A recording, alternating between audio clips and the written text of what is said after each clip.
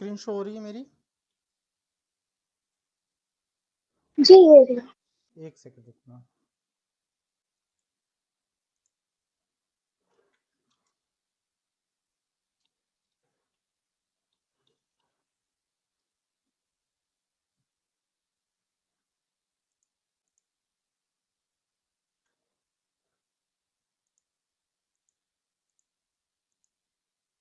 चलिए आज की क्लास स्टार्ट करते हैं।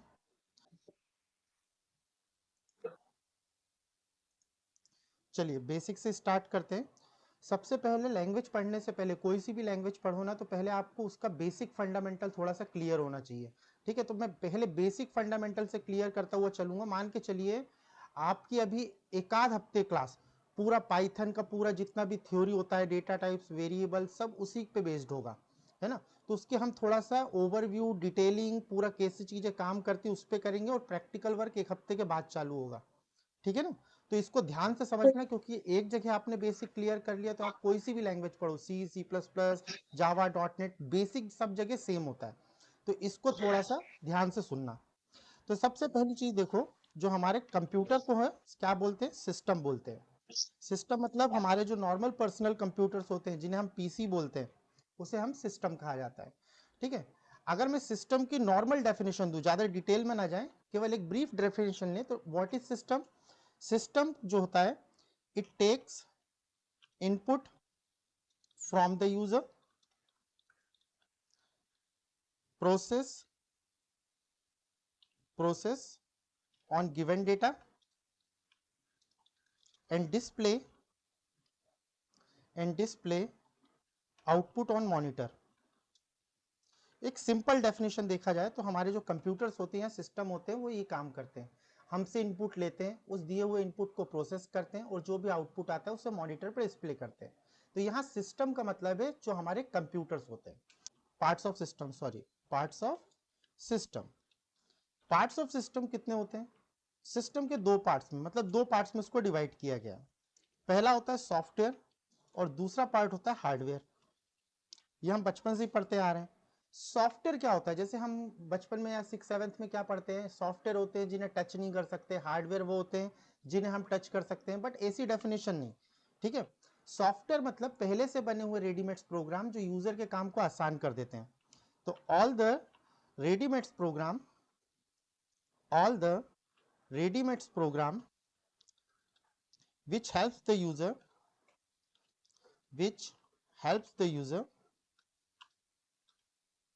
for its working, जो यूजर के उसके काम में मदद करते हैं या उसके काम को इजी कर देते हैं। जैसे मैं नॉर्मली आपसे बोलूं, जैसे नोटपैड हो गया, पेंट ब्रश हो गया, फोटोशॉप हो गया, टैली हो गया, ये सब क्या है? ये हमारे सॉफ्टवेयर के एग्जाम्पल हैं जो कि हमारे काम को क्या कर रहे हैं? इजी कर रहे हैं। जैसे हम टैली क्यों पढ़ते हैं? अकाउंटिंग के लिए। फोटोशॉप क्यों पढ़ते हैं? ताकि हम फोटो वगैरह एडिट कर सकें। हम एमएस ऑफिस क्यों पढ़ते हैं? ताकि हम डॉक्यूमेंटेशन कर सकें। तो ऐसे बहुत सारे मल्टीपल सॉफ्टवेयर हैं जो यूजर के काम को ईजी कर देते हैं या उसके काम में उसकी हेल्प करते हैं, उन्हें सॉफ्टवेयर बोलते हैं। हार्डवेयर अगर बात करें तो व्हाट इज हार्डवेयर? तो ऑल द इंटरनल, एक्सटर्नल और स्टोरेज डिवाइसेस, जितने भी इस दुनिया में इंटरनल डिवाइसेस हैं, एक्सटर्नल डिवाइसेस हैं, ये स्टोरेज डिवाइसेस हैं, वो सब किस कैटेगरी में आते हैं? हार्डवेयर की कैटेगरी में आते हैं। तो जैसे इंटरनल डिवाइसेस क्या क्या होती हैं अगर मैं बात करूं? इंटरनल का मतलब जो कंप्यूटर या पीसी के अंदर लगे होते हैं। तो इंटरनल डिवाइसेस कौन कौन सी होती हैं? जैसे हम बात करते हैं, रैम होती है कंप्यूटर के अंदर, या फिर प्रोसेसर होता है, या मदरबोर्ड होता है। ये सारे पार्ट होते हैं हमारे इंटरनल पार्ट। तो ये सारे कहलाते हैं हमारे इंटरनल डिवाइसेस, मदरबोर्ड वगैरह। अब अगर बात करूं एक्सटर्नल में, क्या आता है? जो बाहर से अटैच होते हैं। तो एक्सटर्नल डिवाइसेस में कौन कौन सी चीजें आती हैं? एक्सटर्नल डिवाइसेस, तो एक्सटर्नल डिवाइसेस में कौन कौन सी चीजें आती हैं? एक्सटर्नल डिवाइसेस में आता है हमारा keyboard, mouse, printer, monitor, etc. तो जितने भी हमारे कीबोर्ड, मॉनिटर, प्रिंटर, ये जो बाहर से अटैच करते हैं हम सीपीयू के, उसे हम क्या बोलते हैं? External devices. और स्टोरेज डिवाइसेस क्या होते हैं? जहां पे हम डेटा स्टोर करते हैं। तो स्टोरेज डिवाइसेस में स्टोरेज डिवाइसेस में क्या आता है, जो भी हम डाटा स्टोर करते हैं जिस पे, जैसे सीडी हो गया, डीवीडी हो गया, या पेन ड्राइव हो गया, एसएसडी हो गया, हार्ड डिस्क हो गया, pen drive, SSD, hard disc,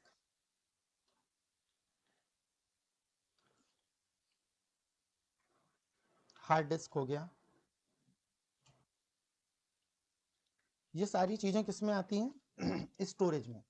तो जितना भी हमारा हार्डवेयर वाला पार्ट होता है ना, वो सारा का सारा नेटवर्किंग बेस्ड होता है। आपने सुना होगा कि अगर आप नेटवर्किंग कर रहे हो तो मतलब आप हार्डवेयर से रिलेटेड चीजें कर रहे हो। नेटवर्किंग का मतलब ये नहीं होता कि घर पे इंटरनेट लगाए तो नेटवर्किंग। नेटवर्किंग का सिंपल मीनिंग है दो चीजों को आपस में ज्वाइन या कनेक्ट करना। जैसे हमने सीपीयू से रैम को कनेक्ट किया, कीबोर्ड को किया, ये सब जितना भी कनेक्टिविटी वाला पार्ट है, ये सब नेटवर्किंग मतलब हार्डवेयर में आता है। ये हमें पढ़ना ही नहीं है, हमें ध्यान किस पे देना है, सॉफ्टवेयर पे। तो सॉफ्टवेयर को मैं आगे इंट्रोड्यूस कर रहा हूं क्योंकि हार्डवेयर हमें पढ़ना ही नहीं है, ये एक ब्रीफ आइडिया है। तो अब हम बात करते हैं पार्ट ऑफ सॉफ्टवेयर की।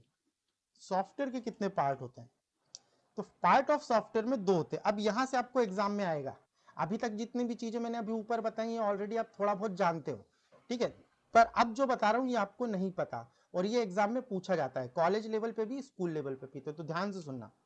तो यहाँ पे दो इसे कैटेगरीज में या पार्ट्स में बांटा गया है। पहला होता है फ्रंट एंड टूल और दूसरा कहलाता है बैक एंड टूल। इसको ध्यान से समझना। देखो, फ्रंट का मतलब क्या होता है, जो चीजें हमें सामने दिखाई दे रही हैं उसे हम फ्रंट बोलते हैं, और जो बैकग्राउंड में चीजें चल रही होती हैं उसे हम बैक बोलते हैं। इसको ऐसे समझते हैं। थोड़े समय के लिए आप अपने दिमाग में माइक्रोसॉफ्ट ओपन करो, एमएस वर्ड किया। अब आप अगर उसमें कुछ लिख रहे हो, जैसे आपने लिखा, एमएस वर्ड ओपन कर लिया अपने दिमाग में, आपने लिखा इट इज अ कंप्यूटर, है ना, दिमाग में सोचो थोड़ा। तो आपने इट इज अ कंप्यूटर लिया, उसे सेंटर लाइन किया, उसका साइज बढ़ाया, उसे बोल्ड किया, उसके कलर को रेड किया, तो ये आपको सामने विजुअल होते हुए दिख रहा है कि यार ये चीजें मैंने इस पे करी हैं, क्योंकि चीजों पे जो भी मैं काम कर रहा हूँ उसका विजुअलाइजेशन मुझे दिखाई दे रहा है फ्रंट में। बट उसी फाइल को मैं डी ड्राइव या सी ड्राइव में सेव करता हूं, तो बैकग्राउंड प्रोसेस मुझे दिखाई नहीं देती कि वो किस तरह से सेव हो रही है। तो सीधा सा बात यह है कि फ्रंट एंड टूल जो है वो सॉफ्टवेयर के विजुअलाइजेशन को संभालता है, विजुअलाइजेशन को संभालता है। मतलब जो भी चीजें हमें सामने दिखाई देती हैं, जैसे आप फॉर्म भरते हो, जैसे आपने गूगल फॉर्म वगैरह देखा होगा, या नॉर्मली जब आप कोई भी एग्जाम के फॉर्म भरते हो वेबसाइट पे जाके, तो आपको तो सामने एक फॉर्म दिखता है विजुअल फॉर्म में। बट जब आप डेटा सबमिट करते हो तो वो कहीं ना कहीं माइस्क्यूएल, ओरेकल या किसी एक्सेल की शीट में जाके स्टोर हो जाता है। एक्सेल का मतलब क्या होता है, जैसे ज्यादातर लोग क्या करते हैं, गूगल फॉर्म बनाते हैं, तो जो भी डेटा जाता है तो जाता तो वो शीट में ही है ना। तो स्टोरेज करने की टेक्निक अलग होती है और विजुलाइज करने की टेक्निक अलग होती है। तो जो फ्रंट एंड टूल वाला पार्ट है ये विजुअलाइजेशन के लिए बना है, जो हमें सामने दिखाई देगा। और जब हमें कोई चीज सामने दिखाई देगी, जैसे स्टूडेंट का नाम एंटर करिए, स्टूडेंट की क्लास एंटर करिए, स्टूडेंट का रोल नंबर एंटर करिए, तो ये सारा फ्रंट एंड बनाने के लिए, सामने का विजुअलाइजेशन बनाने के लिए हम यूज करते हैं फ्रंट एंड टूल। तो फ्रंट एंड टूल का काम होता है विजुअलाइजेशन क्रिएट करना, जिसके अंदर आती हैं सारी हाई लेवल लैंग्वेजेस। जितनी भी इस दुनिया में लैंग्वेजेस हैं हाई लेवल, सी, जैसे मैं एग्जांपल की बात करूं, तो मैं बात करूं, हम पढ़ते हैं C language, C plus plus language, या फिर जावा, या फिर पाइथन जो हम पढ़ने वाले हैं अभी, या डॉट नेट वगैरह, ऐसे बहुत सारी होती हैं, ठीक है। HTML वगैरह भी सब इसमें कंसीडर कर सकते हो। डॉट नेट लैंग्वेज भी होती है माइक्रोसॉफ्ट की। तो यहाँ पे ये सारी चीजें होती है। तो जितना भी आपको, तो ये याद रखना है, जितनी भी लैंग्वेजेस वाला पूरा पोर्शन आता है, सी, सी प्लस प्लस, जावा, ये सब किसके अंदर कंसिडर किया जाता है, ये फ्रंट एंड टूल में कंसिडर किया जाता है। और आपसे अगर कोई पूछे कि इनका काम क्या है, तो इनका काम है विजुअलाइजेशन क्रिएट करना, सामने वाले को एक ऐसा मतलब ऐसी इंफॉर्मेशन प्रोवाइड करना जिससे वो डेटा को फिल कर पाएगा आपके एक्सेल शीट में या बैकएंड में। तो यहाँ पर जो भी यहाँ पे सी, सी प्लस प्लस, जावा, डॉट नेट है, इनका काम होता है सामने का विजुअलाइजेशन क्रिएट करना। जबकि बैकएंड टूल के अंदर सारे डीबीएमएस आते हैं। थोड़ा बहुत थ्योरी पढ़ी होगी क्योंकि ये माइस्क्यूएल का पार्ट है, इससे डिटेल में डिस्कस नहीं करूंगा। थोड़ा बहुत जानते होंगे कि इसका फुल फॉर्म होता है डेटाबेस मैनेजमेंट सिस्टम, क्योंकि हमें पढ़ना ही नहीं है, ये तो हमें सिस्टम, बट थोड़ा सा ब्रीफ आइडिया होना चाहिए क्योंकि ये माइस्क्यूएल ओरेकल का पार्ट है। तो अगर आप ध्यान से समझें, इसके नाम पे देखो क्या लिखा है, डेटाबेस मैनेजमेंट सिस्टम। डेटा का मतलब रॉ मटेरियल, मतलब कोई भी डेटा हो सकता है, जैसे किसी का नाम, किसी की डेट ऑफ बर्थ, किसी का टाइम, उसे मैनेज करके व्यवस्थित तरीके से स्टोर करने का जो तरीका है, सिस्टम यानी तरीका, उसे हम क्या बोलेंगे, डीबीएमएस। तो किसी भी डेटा को बेहतर तरीके से स्टोर करने का तरीका, अगर आप इसके हिंदी वर्जन पे जाओ तो यहाँ पे जितने भी सॉफ्टवेयर आते हैं वो डाटा को स्टोर करने का काम करते हैं। तो यहाँ पे कौन कौन से सॉफ्टवेयर आते हैं, जैसे माइस्क्वेल हो गया, ओरेकल हो गया, या फिर मैं बात करूं एसक्यूएल लाइट करके आता है, वो हो गए, ये सॉफ्टवेयर है। एसक्यूएल सर्वर करके आता है, एसक्यूएल सर्वर करके एक डीबीएमएस आता है ना। और मैंने बात करूं तो दो चार नाम पता होने चाहिए, जैसे फॉक्सरो होता है। ऐसे बहुत सारे डेटाबेस हैं जिसमें हम डाटा को क्या कर सकते हैं, स्टोर कर सकते हैं। तो सीधी सी चीज, इस वाले टूल का काम क्या होता है, डेटा को स्टोर करना। जैसे उसका काम क्या था, विजुअलाइज करना, तो इसका काम क्या है, किसी भी दिए हुए डेटा को बैकग्राउंड में स्टोर कर लेना। ठीक है, तो बैक की प्रोसेस कभी दिखाई नहीं देती, जो भी हम स्टोरेज करेंगे, जैसे हम कोई भी गूगल फॉर्म भरते हैं, आप समझो, जैसे मैंने एक सॉफ्टवेयर क्रिएट किया फ्रंट एंड टूल की मदद से, और फ्रंट एंड टूल मान के चलो पाइथन ही ले लेते हैं। हमने एक पाइथन टूल की मदद से एक सॉफ्टवेयर का फ्रंट एंड क्रिएट किया, मतलब सामने का एक विजुअलाइजेशन क्रिएट किया, जिसमें मैंने बोला कि स्टूडेंट का रोल नंबर एंटर कीजिए, एंटर रोल नंबर। यहाँ पे मैं, जब आप प्रोग्राम थोड़ा बहुत रन किया होगा तो जब रन करते हो तो वो मांगता है आपसे इनपुट। तो यहाँ पे आपने उसको रोल नंबर दिया और आपने उसका नाम दिया, और नाम देने के बाद जैसे ही आप एंटर प्रेस करते हो तो कोई भी प्रोसेस हो जाती है। तो ज्यादातर हम क्या करते हैं, जो भी डेटा हमने फ्रंट एंड टूल के द्वारा दिया है, तो हम एक बैक एंड टूल भी आना चाहिए। तो हम एक बैक एंड टूल मान के चलिए माइस्क्वेल ले लेते हैं। तो माइस्क्वेल में मैंने इस डेटा को स्टोर कर दिया। तो यहाँ पे जो स्टोरेज होती है, आपने देखा होगा माइस्क्वेल में या ओरेकल में, वो टेबुलर फॉर्मेट में होती है, मतलब टेबल बनी होती है। तो यहाँ पे स्टूडेंट का एक रोल नंबर का कॉलम होगा, यहाँ पे नेम का कॉलम होगा, और जो भी डेटा मैं फ्रंट एंड टूल के दूंगा, फ्रंट एंड टूल के द्वारा दूंगा, वो क्या होगा, बैक एंड टूल द्वारा स्टोर कर लिया जाएगा। तो यहां से डेटा मैं प्रोवाइड करता हूं फ्रंट एंड टूल, और बैक एंड टूल उसे क्या कर लेता है, स्टोर करने का काम करता है इन टेबुलर फॉर्मेट। तो यहाँ पे मैं लिख देता हूं, डेटा जो स्टोर हो रहा है वो टेबुलर फॉर्मेट में हो रहा है, टेबल के फॉर्मेट में। तो जितने भी डीबीएमएस होते हैं, है ना, देखो डीबीएमएस एक तरह की थ्योरी है, ध्यान रखना, डीबीएमएस कोई सॉफ्टवेयर नहीं होता। डीबीएमएस के अंदर नियम कायदे कानून होते हैं कि यार, अगर आप कोई डीबीएमएस बनाना चाहते हो तो उसमें रो होनी चाहिए, कॉलम्स होने चाहिए, प्राइमरी कीज होनी चाहिए, फॉरेन कीज होनी चाहिए। तो अलग अलग लोगों ने, अलग अलग कंपनी ने इन थ्योरी को पढ़ा और अपने अलग अलग सॉफ्टवेयर बनाए। ठीक है, तो यहाँ पे जितने भी सॉफ्टवेयर हैं वो इन नियमों को पढ़ के बनाए गए। तो इसलिए इसको तो दिया, ये मत सोचना कि डीबीएमएस किसी तरह का सॉफ्टवेयर होता है। डीबीएमएस लाइक अ थ्योरी है ना। एक कोट्स नाम के वैज्ञानिक थे जिन्होंने 12 कोट्स रूल दिए थे डीबीएमएस के, और कहा था कि अगर कोई भी ये 12 रूल फॉलो कर लेता है डीबीएमएस के, वो किस कैटेगरी में आ जाएगा, डीबीएमएस की कैटेगरी में आ जाएगा। तो उन साइंटिस्ट का नाम था कोट्स, CODDES, वो मैं लिख नहीं रहा हूं यहां पर। ठीक है, तो यहां पे ध्यान रखना, जो सॉफ्टवेयर होते हैं वो दो पार्ट्स में डिवाइडेड होते हैं, फ्रंट एंड टूल और बैक एंड टूल। तो मैं यहां पे कहना क्या चाहता हूं कि जब हम सॉफ्टवेयर क्रिएट करते हैं तो हमें एक फ्रंट एंड टूल भी आना चाहिए, जैसे अभी हम क्या सीख रहे हैं, पाइथन। बट हमें एक बैक एंड टूल भी आना चाहिए, मतलब हमें कोई भी एक डेटाबेस भी जरूर आना चाहिए, ताकि हम अपने डेटा को स्टोर कर सके। अगर आप ये सोचो कि आपको फ्रंट एंड टूल बहुत अच्छे से आता है, कि पाइथन बहुत अच्छे से आता है, तो आप एक सॉफ्टवेयर क्रिएट कर लोगे, नहीं, एक बैकएंड भी आपको आना चाहिए। तो जब ये दोनों के दोनों कंपोनेंट मिलेंगे, दोनों के दोनों पार्ट मिलेंगे, तभी एक सॉफ्टवेयर क्रिएट होगा। तो अब बात आती है कि सर अभी हम कैसे सॉफ्टवेयर बनाएंगे। तो पाइथन के अंदर एक फाइल हैंडलिंग नाम का टॉपिक होता है, उसके थ्रू हम प्रोजेक्ट बनाएंगे, हम माइस्क्वेल के थ्रू नहीं बनाएंगे। एक फाइल हैंडलिंग करके टॉपिक होता है, उसके थ्रू हम एक अपना जो भी लास्ट का प्रोजेक्ट होगा वो इसके थ्रू बनाएंगे एक प्रोजेक्ट। बट ध्यान रखना कि कभी भी भविष्य में, क्योंकि ये भी समथिंग 30 दिन का कोर्स होता है, मतलब माइस्क्वेल भी अपने आप में पाइथन जैसे ही बड़ा पार्ट है, छोटा पार्ट नहीं है। अगर छोटा मोटा, अगर फर्स्ट ईयर, फर्स्ट सेम या सेकंड सेम में आपने देखा हो तो आपने ये चीज नोटिस करी होगी। तो ये भी समथिंग 30 दिन के अंदर होता है, ये भी 30 दिन के अंदर होता है। तो अभी हमारा जो पूरा फोकस है वो फ्रंट एंड टूल के अंदर। यहां तक कोई डाउट है आपको, कोई भी डाउट है यहाँ? नो हम्म?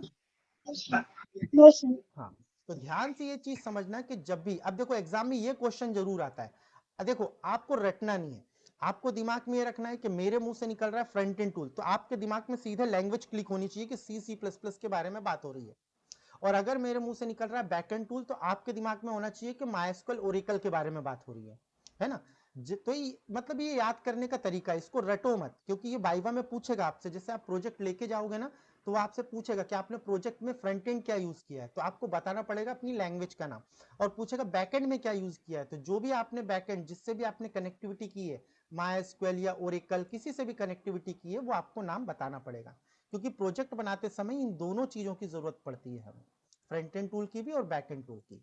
तो ये वाली चीज ध्यान रखना, ये वाला पार्ट कि सॉफ्टवेयर दो चीजों से मिलकर बनता है, front end tool, back and tool.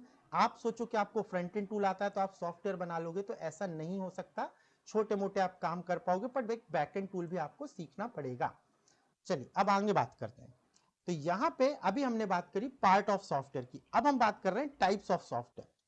अब पार्ट में और टाइप में क्या डिफरेंस होता है, जैसे मैं बात करूं, मैंने अभी बात करी पार्ट ऑफ सॉफ्टवेयर, तो जैसे इसको एग्जांपल से समझो, जैसे मुझे एक पेन क्रिएट करना है, तो पेन क्रिएट करने के लिए मुझे क्या चाहिए, कवर चाहिए, मतलब जो उसके ऊपर हम कवर लगाते हैं पेन के ऊपर, है ना, कैप लगाते हैं, या फिर जो उसकी रिफिल होती है, रिफिल हम जो उसमें करते हैं, तो ये तीन कंपोनेंट से मिलके हमारा एक पेन बनता है।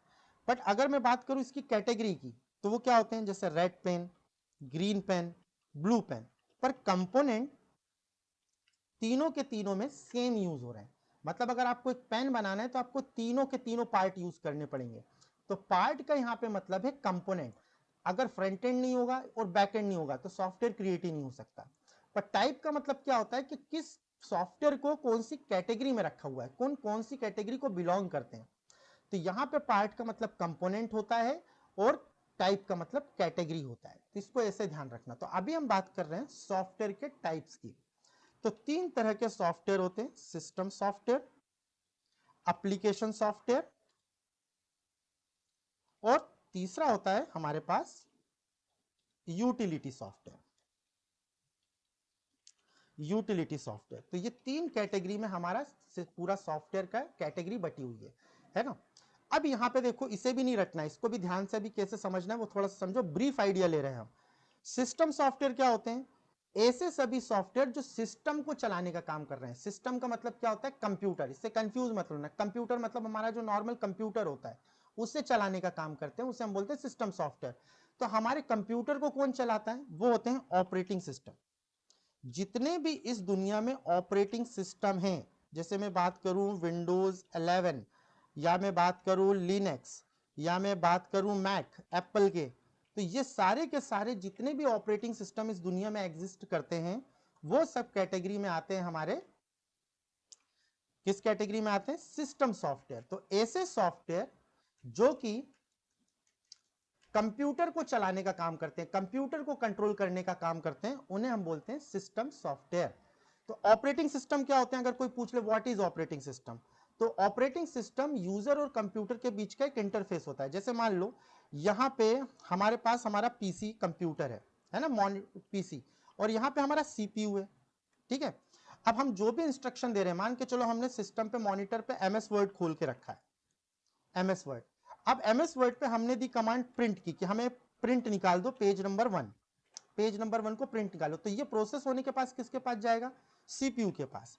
तो प्रिंट जो भी निकलेगा, तो हमने कमांड कहां पे दी है, प्रिंट की, एमएस वर्ड में, बट इसको प्रोसेस कौन कर रहा है, हमारा सीपीयू, है ना, जो हमारा सीपीयू होता है वो उसे प्रोसेस करेगा और प्रिंट निकालेगा। तो इन दोनों के बीच में कैसे बात होगी, तो इन दोनों के बीच में जो बात होगी वो होगी ऑपरेटिंग सिस्टम के थ्रू। तो ऑपरेटिंग सिस्टम अगर मैं देखा जाए, सॉफ्टवेयर और हार्डवेयर के बीच में एक कम्युनिकेशन करने का काम करता है, एक कम्युनिकेशन इंटरफेस का काम करता है। मतलब कंप्यूटर की बात सीपीयू को समझाता है और सीपीयू की बात कंप्यूटर को समझाता है। सीधी सी चीज ये काम करता है। जैसे आप सिंपल दूसरे एग्जांपल से समझो, हम एबीसीडी लिख रहे हैं, कंप्यूटर में कुछ भी लिख रहे हैं, जैसे हमने लिखा रवि। अब जो भी डेटा जाएगा वो तो बाइनरी समझता है, सीपीयू तो क्या समझता है, बाइनरी। तो उसको कैसे पता कि इसका बाइनरी कोड क्या है, 0101 जो भी है इसका बाइनरी कोड, रवि का बाइनरी कोड क्या है।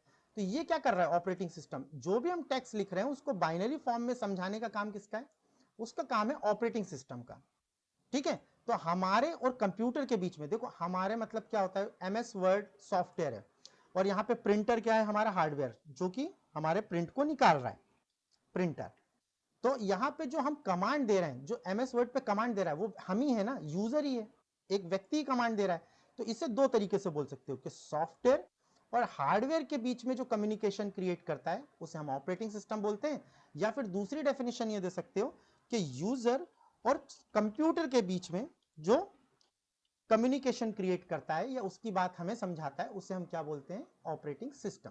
तो operating system it is an interface between user and computer. User और कंप्यूटर के बीच का एक इंटरफेस है। अब यूजर की जगह आप हार्डवेयर भी लिख सकते हो और सॉफ्टवेयर भी लिख सकते हो, ठीक है, और कंप्यूटर की जगह हार्डवेयर भी लिख सकते हो, जिसका काम क्या होता है, इट इज यूज टू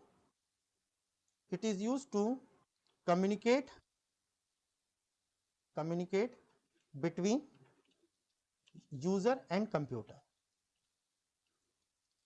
मतलब हमारी बात कंप्यूटर को समझाता है और कंप्यूटर की बात हमें समझाता है, यही इसका काम है, ठीक है। तो ध्यान रखना, अगर कोई पूछता है व्हाट इज ऑपरेटिंग सिस्टम, तो यही डेफिनेशन आपको बता देनी है छोटी सी। तो अभी मैं क्या बताना चाह रहा हूं कि जो सिस्टम सॉफ्टवेयर है उसके अंदर जितने भी इस दुनिया में ऑपरेटिंग सिस्टम है जो किसी कंप्यूटर को चलाने का काम करते हैं वो सिस्टम सॉफ्टवेयर की कैटेगरी में आते हैं। अब हमारी दूसरी जो कैटेगरी है वो है एप्लीकेशन सॉफ्टवेयर।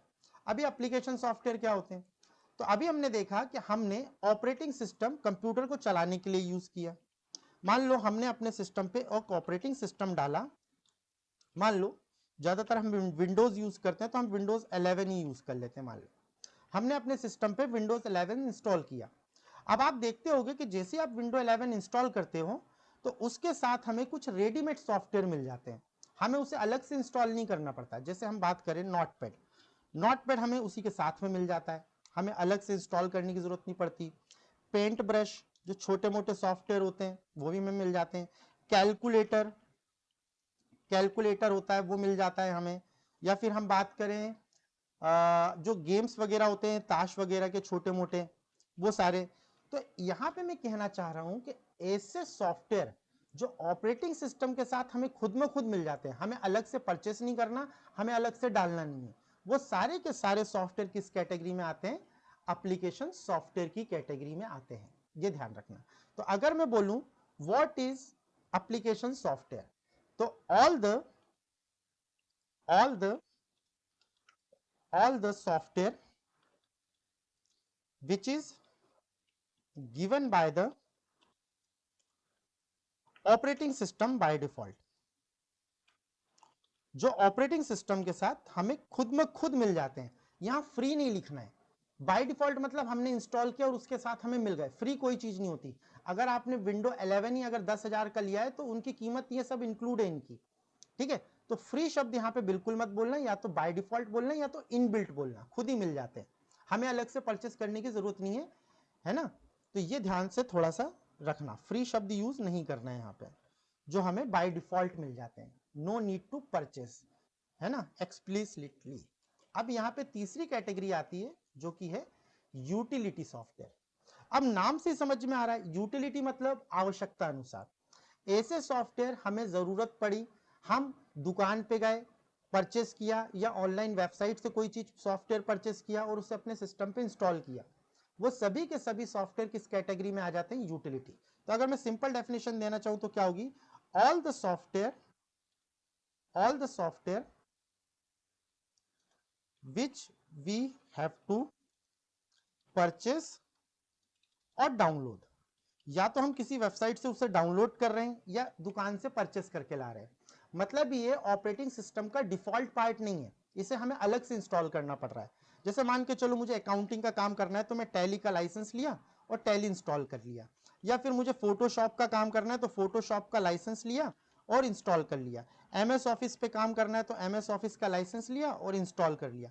तो ये सारी चीजें हम क्या कर रहे हैं, अलग से परचेस कर रहे हैं या लाइसेंस ले रहे हैं। परचेस का मतलब होता है लाइसेंस लेना, अलग से परचेस कर रहे हैं या लाइसेंस ले रहे हैं और उसे अपने सिस्टम पे इंस्टॉल कर रहे हैं। तो ये सारे जो भी एक्सटर्नल सॉफ्टवेयर होते हैं जो अलग से हम सिस्टम पे इंस्टॉल करते हैं वो यूटिलिटी की कैटेगरी में आते हैं, ध्यान रखना ये चीज, है ना। अब यहाँ पे क्वेश्चन ये आता है बच्चों के दिमाग में कि सर हमने तो पढ़ा है कि Notepad is an application software, paint brush is an application software, calculator is an application software, और टैली को भी हमने यही पढ़ा है, Tally is application, Photoshop is application, MS Office application, या फिर हमारे VLC मीडिया प्लेयर होते हैं, ये सब भी क्या है, एक्सटर्नल सॉफ्टवेयर हैं, यूटिलिटी सॉफ्टवेयर हैं। तो ये भी एप्लीकेशन ही बोला जाता है इनको। अगर आपने अभी कभी ध्यान से पढ़ा हो बुक में, तो MS ऑफिस को यूटिलिटी नहीं बोलते, क्या बोलते हैं, एप्लीकेशन।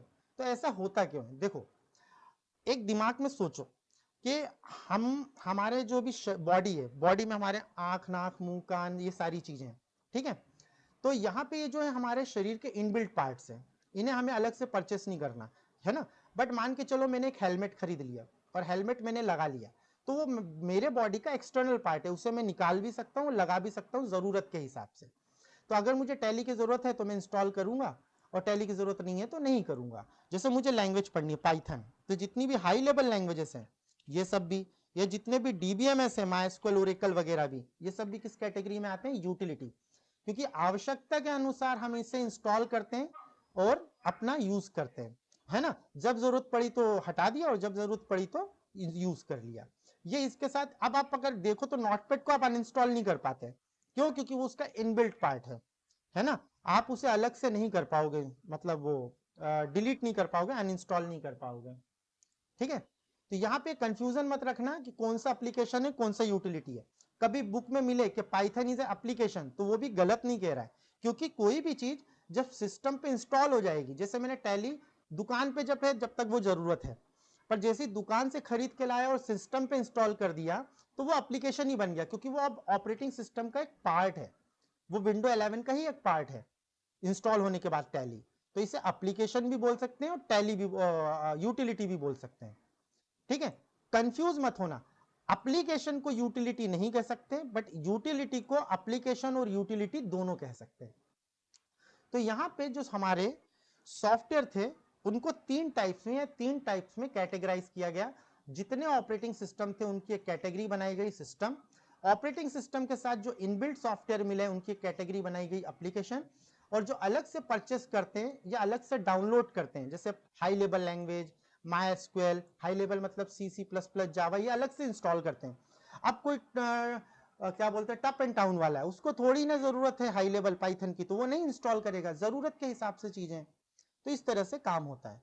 यहां तक कोई दिक्कत है आपको, टाइप्स क्या होते हैं, No, sir.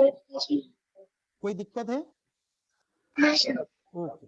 चलो अब आगे कंटिन्यू कर रहे हैं, एक पार्ट और पढ़ेंगे और फिर क्लास को एंड करेंगे, आज थोड़ा कम ही पढ़ेंगे। तो एक थोड़ा सा बड़ा टॉपिक और देख लेते हैं, और ये भी बहुत इंपॉर्टेंट टॉपिक है। मैं देखो यहाँ पे ये जो टाइप बताया ना ये एग्जाम में नहीं आएंगे, बट ये जो मैंने पार्ट बताया ना ये पूछेगा ही पूछेगा, 1-2 नंबर के क्वेश्चन हमेशा आएंगे कॉलेज लेवल पे भी, ठीक है। तो ध्यान रखना ये चीज, इसको तो मतलब भूलना ही नहीं और रटना बिल्कुल नहीं। फ्रंट एंड का मतलब लैंग्वेज है और बैक एंड का मतलब DBMS है ना। एक का काम है विजुअलाइजेशन क्रिएट करना ताकि चीजें हमें सामने दिखाई दें, विजुअलाइज हो, और एक का काम है डेटा स्टोर करना in the form of table, ठीक है। चलो तो अब हम बात करते हैं लैंग्वेज क्या होती है। लैंग्वेज पढ़ने से पहले हमें पता होना चाहिए कि एक्चुअल में लैंग्वेज है क्या। तो अभी हम डिस्कस करेंगे what is language.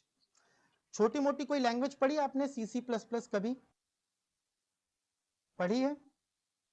Yes, sir. चलो Professor, तो आप मुझे ये बताओ लैंग्वेज की डेफिनेशन क्या होगी आपके हिसाब से, what is language, what is C++?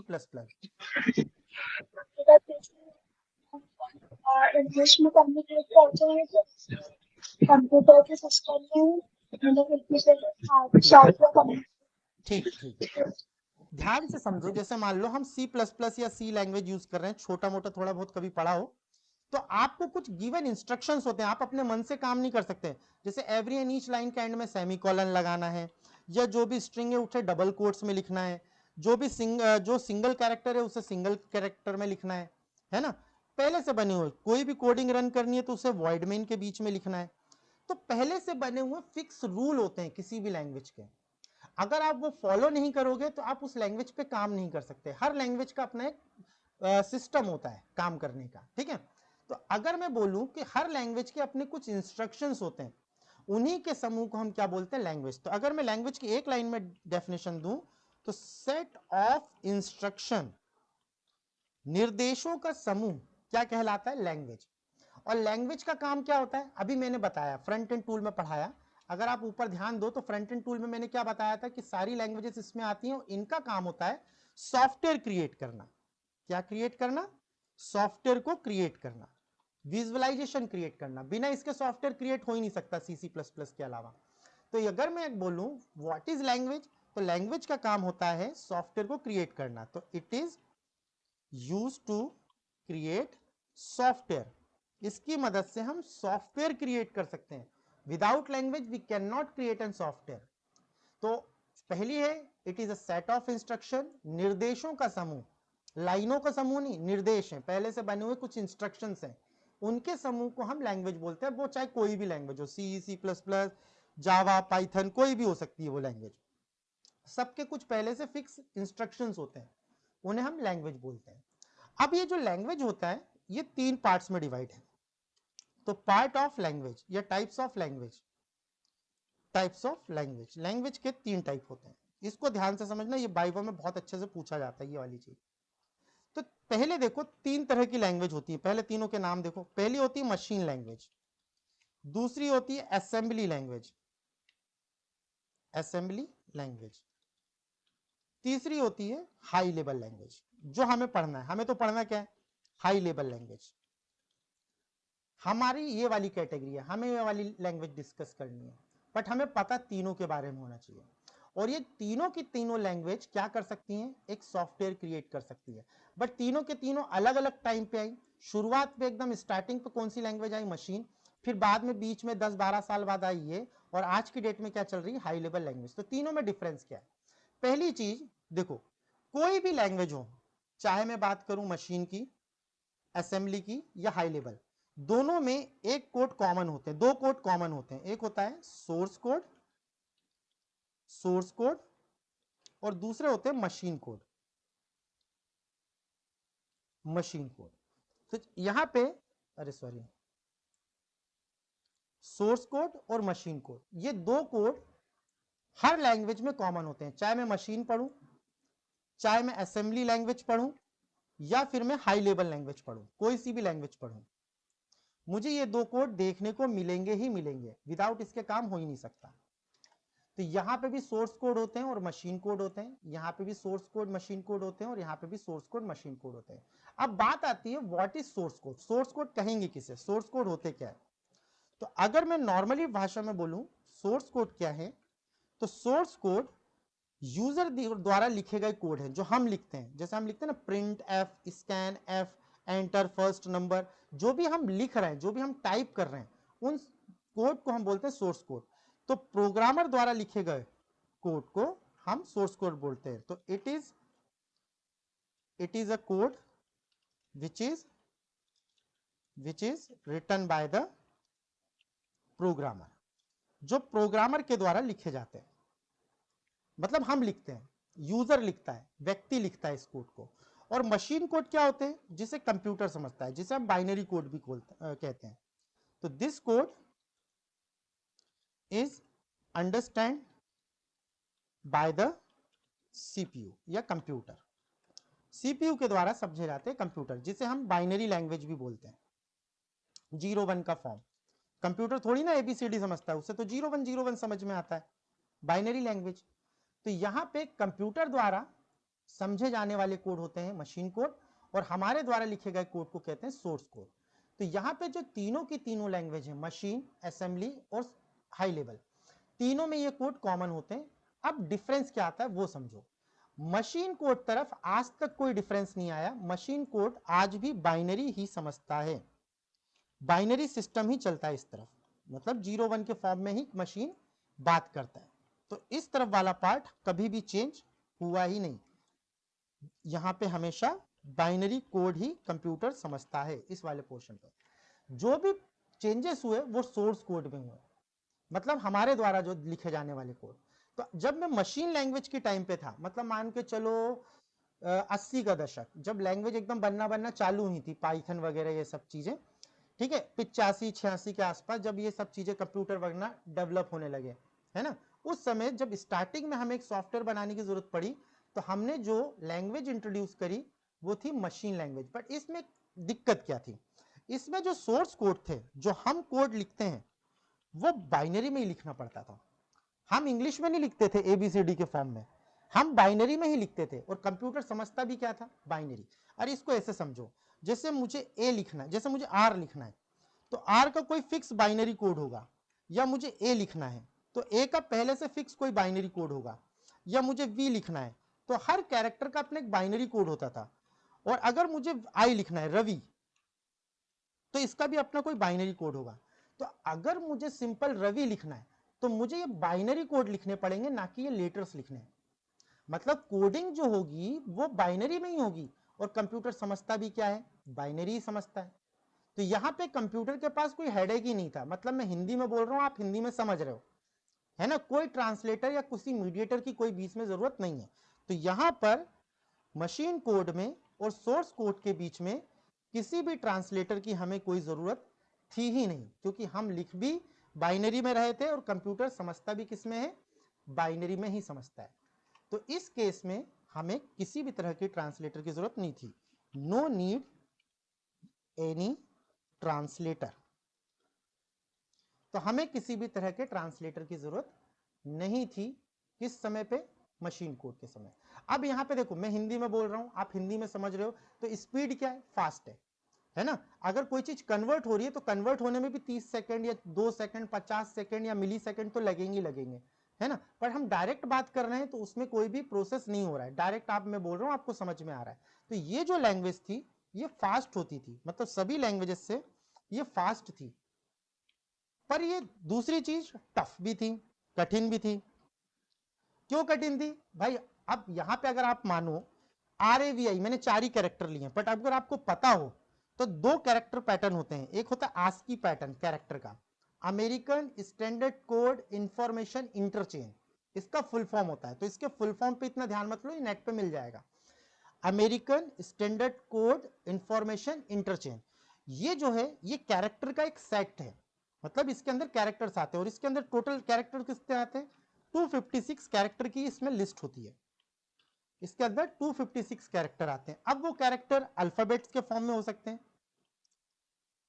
Alphabets के फॉर्म में, अल्फाबेट्स मतलब A से Z के बीच में हो सकते हैं, या डिजिट्स हो सकते हैं, डिजिट्स, डिजिट्स 0 से 9 के बीच में हो सकते हैं, या कोई स्पेशल कैरेक्टर हो सकते हैं, स्पेशल कैरेक्टर। तो स्पेशल कैरेक्टर में आ गया स्टार, क्वेश्चन मार्क, @ हैश, ये सारी चीजें। तो यहां पे ये जो टोटल कैरेक्टर की लिस्ट है वो 256 है, और एक कैरेक्टर 1 बाइट की स्पेस अलॉट करता है, मतलब 1 कैरेक्टर ऑक्यूपाइड 1 बाइट स्पेस, है ना। आपने C++ में पढ़ा होगा कि जो कैरेक्टर का साइज होता है वो 1 बाइट का होता है। क्यों, क्योंकि जो C++ है वो ASCII पैटर्न फॉलो करता है ना। जो हमारी लैंग्वेज है ना C++, ये कौन सा कैरेक्टर पैटर्न फॉलो करती है, ASCII। मतलब इसमें जो कैरेक्टर की लिस्ट होती है ASCII होती है। अब मान के चलो ये तो 256 है, अब यहाँ पे तो कितना है, 4 ही वर्ड्स हैं, तो ऐसे कितने आपको बाइनरी कोड याद रखने पड़ेंगे, 256 बाइनरी कोड याद रखने पड़ेंगे। तो सोचो ये कितनी टफ होती थी, यूजर को कितनी चीजें याद रखनी पड़ती थी एक सिंपल सा रवि लिखने के लिए। और दूसरा भी जो नया पैटर्न जावा के टाइम पे चालू हुआ कैरेक्टर का, जो आज अभी पाइथन वगैरह सभी सपोर्ट करते हैं लगभग, तो जावा के टाइम पे एक नया कैरेक्टर पैटर्न भी चालू हुआ था, वो भी समझ लो। एक मिनट रुको, वो पैटर्न का नाम था यूनिकोड पैटर्न। ये कब चालू हुआ, जावा के समय के आसपास, मतलब 15-20 साल बाद। तो इसे बोलते हैं यूनिकोड पैटर्न, यूनिकोड। तो यूनिकोड में होते हैं 65,536 कैरेक्टर। अब आप बोलोगे सर इतने सारे कैरेक्टर कैसे हो सकते हैं। देखो ASCII तो पूरे आएंगे, मतलब इसके अंदर ASCII पूरे हैं, मतलब 256 की लिस्ट तो इसके अंदर ऑलरेडी है, मतलब 256 तो है ही है। बट जैसे जैसे हम देश के बाहर निकलते गए, कंट्री के बाहर जाते गए, तो हमारी कैरेक्टर की लिस्ट भी बन के गई। जैसे कोई चाइना गया तो चाइनीज के सिंबल ऐड हो गए, कोई जापान गया जापान के सिंबल्स ऐड हो गए, रशिया गया, मलेशिया गया, सब जगह, इजिप्ट गया, हर जगह कुछ ना कुछ सिंबॉलिक पैटर्न होते हैं लिखने के लिए। चाइनीज कैरेक्टर्स अलग होते हैं, ABC मतलब वही अपनी भाषा होती है उनकी। तो जैसे फेसबुक आया या फिर इंस्टाग्राम आया तो ये मतलब ऑल ओवर द वर्ल्ड फैलने लगा, तो कैरेक्टर की लिस्ट क्या होने लगी, बढ़ने लगी। तो हमारा जो कैरेक्टर पैटर्न था वो 256 के अंदर नहीं रह पाया, मतलब वो एक लिमिटेड हो गया ना ये तो, क्योंकि 1 बाइट का था तो लिमिटेड हो गया। तो ये उसके अंदर नहीं रह पाया, क्योंकि हम जैसे जैसे वर्ल्ड वाइड बढ़ते गए तो हमारी कैरेक्टर की लिस्ट बढ़ती गई, तो ये पैटर्न छोटा पड़ने लगा। तो फिर एक नया पैटर्न बनाया गया जिसे बोला गया यूनिकोड पैटर्न, जो कि जावा सपोर्ट करता है। जावा में जो कैरेक्टर पैटर्न होता है वो यूनिकोड होता है। ठीक है, तो इसके अंदर मैं लिख देता हूं, जैसे चाइना के सिंबल्स हो गए, जापान के हो गए, इजिप्ट के हो गए, ये मान के चलो ऐसा इन्होंने 65,536 की एक लिस्ट बनाई कैरेक्टर की। ठीक है, अब यहां पे जो कैरेक्टर था वो 1 character occupied 2 byte memory space. तो अगर आपने जावा पढ़ी है तो उसमें पता होगा कि एक कैरेक्टर जावा के अंदर 2 बाइट का मेमोरी स्पेस एलोकेट करता है। क्यों? क्योंकि जावा जो होता है वो आस्की पैटर्न फॉलो ही नहीं करता, वो यूनिकोड पैटर्न फॉलो करता है जावा का जो कैरेक्टर है। अब सोचो, यहां तो 256 ही थे, यहां तो 65,536 है, कितने बाइनरी कोड याद रखोगे? तो ये जो लैंग्वेज थी ये टफ होती थी, फास्ट होती थी, पर हार्ड होती थी। बट ये फास्ट होती थी, क्यों होती थी? क्योंकि इसमें ट्रांसलेटर की कोई जरूरत ही नहीं है, हम बोल भी बाइनरी में रहे और कंप्यूटर समझ भी बाइनरी में रहे। तो इसमें केवल एक ही पॉइंट आता है, इन this language source code are written in binary language। इसमें जो सोर्स कोड थे ये बाइनरी लैंग्वेज में लिखे जाते थे। तो हमेशा इधर वाला पोर्शन ही चेंज होता है, ये कभी बाइनरी वाला इधर पे कभी भी कंप्यूटर ने चेंज किया ही नहीं आज तक। ये वाला क्वेश्चन बाइवा में पूछते हैं, ये ध्यान रखना, ये चीज है ना। मैंने देखो ये पढ़ाता नहीं, बट मैं बताया क्यों मैंने, इसलिए ताकि थोड़ी सी इंफॉर्मेशन हो कि कैरेक्टर पैटर्न होते कितने हैं। आपने आस्की नाम सुना होगा कि आस्की कैरेक्टर, उसका मतलब क्या होता है? आस्की मतलब कैरेक्टर्स की एक लिस्ट है जो अमेरिका ने बनाई थी, पर जब लिस्ट छोटी पड़ने लगी तो फिर एक दूसरा सिस्टम बनाया गया 2 बाइट वाला, जिसमें एक कैरेक्टर 2 बाइट का मेमोरी स्पेस अलॉट करेगा। तो हमारे जो पैटर्न थे वो बढ़ गए, 65,536 के आसपास हो गए, मतलब इतने कैरेक्टर आ सकते हैं 2 बाइट्स के अंदर। ठीक है, तो इस तरीके से ये काम करता था। फिर जब थोड़ा समय बीता तो ये बाइनरी थोड़ी टफ थी, क्योंकि सबको पता था। तो 10-15 साल बाद फिर एक दूसरी लैंग्वेज इंट्रोड्यूस की गई जिसे कहा गया असेंबली लैंग्वेज। तो असेंबली लैंग्वेज में सोर्स कोड जो थे वो सिंबॉलिक इंस्ट्रक्शंस के फॉर्म में लिखने लगे। सिंबॉलिक इंस्ट्रक्शंस मतलब सिंबल्स के फॉर्म में, सिंबल्स के फॉर्म में लिखे जाने लगे। मतलब जैसे मान के चलो मुझे सम लिखना है, सम करना है, तो मैं प्लस सिंबल यूज करने लगा। मुझे सब्ट्रैक्ट करना है तो मैं माइनस सिंबल यूज करने लगा, है ना। इस तरीके मतलब हर चीज के लिए एक सिंबल को बना दिया गया। क्या आपको, जैसे आपने पत्रकारों की शॉर्ट हैंड राइटिंग का नाम सुना होगा कि जब पत्रकार किसी नेता का भाषण सुनते हैं तो वो पूरा का पूरा सेंटेंस नहीं लिखते हैं, वो उसे शॉर्ट हैंड राइटिंग में लिखते हैं, मतलब कुछ सिंबल्स का यूज करके लिखते हैं और फिर घर आके उस सिंबल्स को ट्रांसलेट करते हैं अपनी लैंग्वेज में। नहीं तो इतने बड़े बड़े सेंटेंस थोड़ी ना लिखेंगे वो लोग। तो उसी तरह का ये लैंग्वेज थी जिसमें पर्टिकुलर किसी बड़े शब्द को एक सिंबल्स के रूप में अटैच कर दिया गया। मतलब अगर आपको रवि लिखना है तो मान के चलो आपको डॉलर यूज करना है, इस तरह से काम किया गया यहाँ पे। तो हर चीज को सिंबल्स में बदल दिया गया। अब दिक्कत बस यहाँ ये थी कि कंप्यूटर तो प्लस माइनस नहीं समझता, कंप्यूटर सिंबल समझता ही नहीं है। कंप्यूटर तो आज भी क्या समझता है? 0-1 बाइनरी लैंग्वेज। तो दिक्कत थी यहाँ पे कि यहाँ पे जो सिंबल्स में मैं लिख रहा हूँ ये कंप्यूटर को कैसे समझाएं। तो पहली बार यहाँ पे ट्रांसलेटर यूज किया गया, ट्रांसलेटर, पहली बार यहाँ पे ट्रांसलेटर यूज किया गया फर्स्ट टाइम, और इस ट्रांसलेटर का नाम था असेंबलर।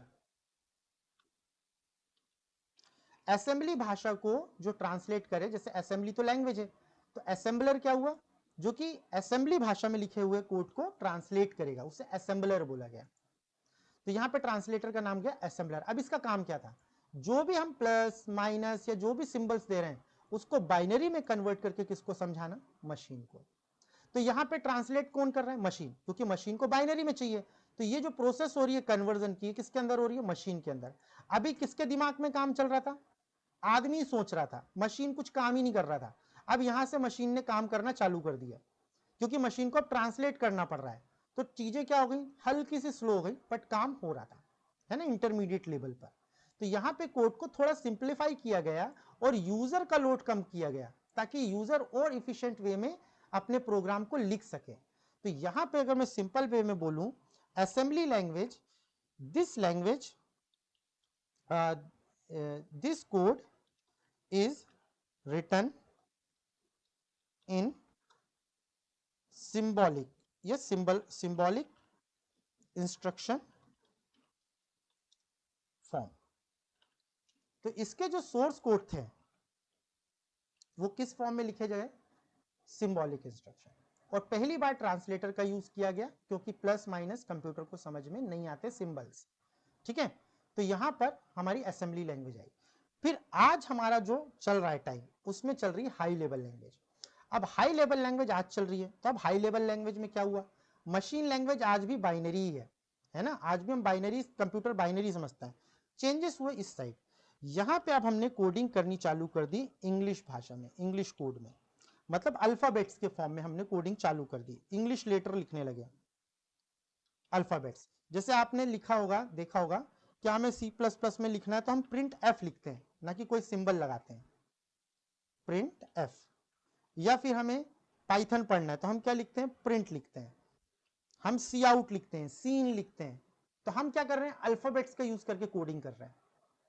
ठीक है, तो यहां पे जो क्या परिवर्तन आया कि जो सोर्स कोड थे उनको और सिंबॉलिक से थोड़ा और मॉडिफाई करके क्या कर दिया गया? इजी वे में उसे इंग्लिश में इंस्ट्रक्शंस में कन्वर्ट किया गया। दिक्कत अभी भी थी, दिक्कत यह थी कि कंप्यूटर को अब भी ये भाषा समझ में नहीं आती। अल्फाबेट थोड़ी ना समझेगा एबीसीडी, मैं लिख रहा हूं प्रिंट एफ, कंप्यूटर थोड़ी ना समझेगा। कंप्यूटर उसे ट्रांसलेट करेगा इन बाइनरी फॉर्म और मशीन को देगा और मशीन उस पर प्रोसेस करेगी। तो फिर यहां पे भी ट्रांसलेटर लगाना पड़ा, सीधी सी चीज ये थी, यहां पे भी ट्रांसलेटर का यूज करना पड़ा,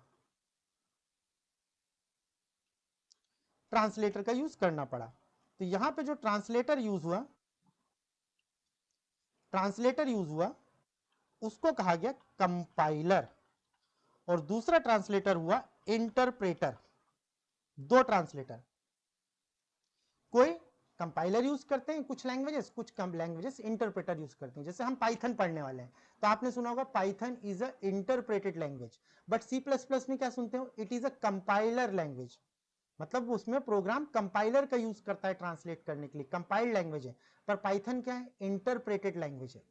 तो यहां पे दिक्कत बस ये थी कि दोनों ट्रांसलेटर के काम कैसे होते हैं। तो जो कंपाइलर होता है ना, कंपाइलर ये पेज वाइज ट्रांसलेशन करता है। मतलब इसमें कि पूरा का पूरा कोड, जैसे मैंने यहाँ पे एक सॉफ्टवेयर, एक सोर्स कोड लिखा कोई सॉफ्टवेयर बनाने के लिए, और इसके अंदर मैंने 10-12 लाइनें लिख दी, इस पेज के अंदर 10-12 लाइनें लिख दी, मैं अभी 2 ही लिख रहा हूं मान लो। तो ये क्या करेगा कंपाइलर? पूरे के पूरे पेज को, मतलब 20 की 20 या 25 की 25 लाइन को एक साथ उठाएगा और उसे मशीन कोड में ट्रांसलेट करेगा। तो ये पेज वाइज ट्रांसलेटर था। पर जो हमारा इंटरप्रेटर था वो क्या करता है? इंटरप्रेटर ये क्या करता है? इंटरप्रेटर लाइन वाइज ट्रांसलेटर है। मतलब एक एक लाइन को उठाएगा और एक एक लाइन को, जैसे यहाँ पे 10 लाइन के प्रोग्राम थे, पर इंटरप्रेटर क्या करेगा? पहली लाइन को ट्रांसलेट करेगा, जब पहली लाइन हो जाएगी फिर दूसरे को करेगा, फिर दूसरी लाइन का काम हो जाएगा तीसरे को करेगा। मतलब 1 बाय 1 एक एक लाइन को उठाएगा और उसे मशीन को देता जाएगा और मशीन उसे प्रोसेस करता जाएगा, इकट्ठा काम नहीं होगा। ठीक है, तो यहां पर हाई लेवल लैंग्वेजेस में एक ही चेंज हुआ, in this language, in this language source code are written in English language. जो सोर्स कोड थे वो इंग्लिश भाषा में लिखे जाने पड़े। बट यहाँ पे 2 तरह के ट्रांसलेटर हुए, कंपाइलर और इंटरप्रेटर। इसको एक चीज और समझ लो कि जो पुरानी लैंग्वेजेस थी, जैसे मैंने कहा C++, स्टार्टिंग की लैंग्वेज हाई लेवल, ये कंपाइलर बेस्ड होती थी, कंपाइलर यूज करती थी। बट जो नई लैंग्वेजेस आई, जैसे पाइथन बोलूं, या फिर मैं .NET लैंग्वेज भी होती है उसमें भी यूज होता है .NET लैंग्वेज। पहले तो पाइथन को समझ लेते हैं, पाइथन इंटरप्रेटर सपोर्ट करता है। ठीक है, बट यहाँ पे कुछ लैंग्वेजेस थी जैसे .NET और जावा, ये दोनों यूज करते हैं, ये कंपाइलर भी यूज करते हैं और इंटरप्रेटर भी यूज करते हैं, दोनों चीजें ये लोग यूज करते हैं, है ना। कुछ लैंग्वेजेस ऐसी हैं जो दोनों के दोनों ट्रांसलेटर यूज करती हैं, और कुछ लैंग्वेजेस ऐसी हैं जो केवल सिंगल ट्रांसलेटर यूज करती हैं, या तो कंपाइलर या तो इंटरप्रेटर, है ना। तो जैसे जावा स्क्रिप्ट होती है, तो जावा स्क्रिप्ट भी इंटरप्रेटेड लैंग्वेज है। जावा स्क्रिप्ट पढ़ोगे तो वहां पे आएगा Python is a interpreted language, है ना। इंटरप्रेटेड मतलब यहाँ पे जो ट्रांसलेटर यूज हो रहा है वो इंटरप्रेटर है, मतलब 1 1 लाइन, है ना, एक एक स्टेप बाय स्टेप काम होगा, पहली लाइन फिर दूसरी लाइन फिर तीसरी लाइन। पर जब यहाँ पे कंपाइलर यूज होता है तो वहां पे क्या होता है, पेज वाइज प्रोसेस होती है चीजों की। ठीक है, कोई डाउट यहाँ पे, कोई डाउट है बेटा? No sir, no sir. इतनी चीज समझ में आई मैं क्या कह रहा हूँ यहाँ तक? जी तो जी। आज के लिए इतना काफी है क्योंकि लोड ज्यादा हो जाएगा, है ना। अभी इसको पढ़ो, कुछ ना समझ में आए तो अगली क्लास में पूछना। कल क्लास नहीं होगी, अब क्लास परसों होगी।